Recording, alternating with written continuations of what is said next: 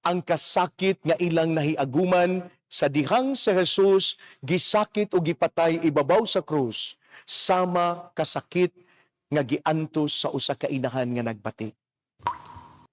Maayong adlaw na usab kaninyong tanan mga igsuon. Si Padre Brandet usab kini. Nagdapit kaninyo nga mamati kita sa pulong sa Dios. Mayo 15, 2026, ang simbahan nagsaulog sa kapistahan ni San Isidro Labrador. Apan dili ta maghisgot kabahin sa kinabuhi ni San Isidro, kundili atong pamalandungan ug atong ipunting sa ebanghelyo karong adlaw nga gikutlo sa ebanghelyo ni San Juan kapitulo 16 bersikulo 20 ngadto sa 23. Si Jesus naghisgot atubangan sa iyang mga tinunan kabahin sa iyang kasakit ug kamatayon. Iyang gipakasama ang kasakit nga mahiaguman sa mga tinunan sa kasakit sa usa ka inahan nga umalanak. Kamong mga inahan, nasayod unsa ka sakit panahon sa inyong pagbati.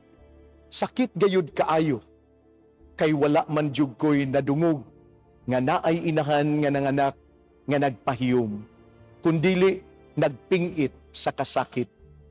Apan ang kasakit sa inahan panahon sa pagpanganak makalimtan, inig kakita niya sa iyang anak nga nahimugso.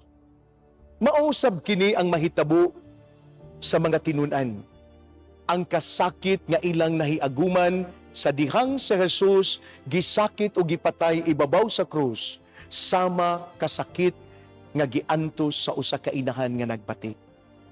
Apan ang kalipay usab nga ilang nasinati, human nila nakita si Jesus nga nabanhaw, dili usab ikatandi. Gigamit ni Jesus ang larawan sa kasakit sa usa ka inahan nga nagbati aron paghupay sa ilang kaguol sa iya unyang kamatayon.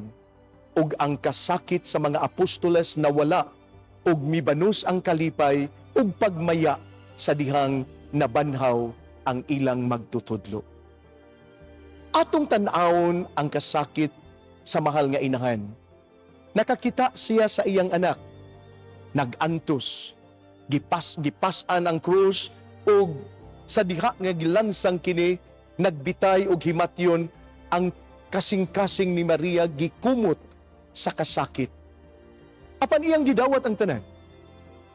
Hangtod nga ang maong kasakit nawa, nakalimtan sa diha nga iyang nakita ang iyang anak nga nabanhaw.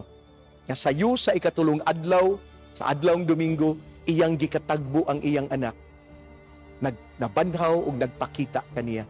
Wala na mahisguti ang kasakit nga iyang naagyan, kundili ang kalipay nga iyang gibati human niya nakita ang iyang anak. Mausab kini sa atong kinabuhi. Kung magpabilin kita sa atong pagtuo ug pagsalig sa Ginoo, makaagiman ta og mga kasakit o mga pag-antos, apan ang maong mga kasakit mawala kung maangko nato ang kalampusan, kung maangko nato ang kadaugan, kung makabut nato ang palwa sa kalampusan.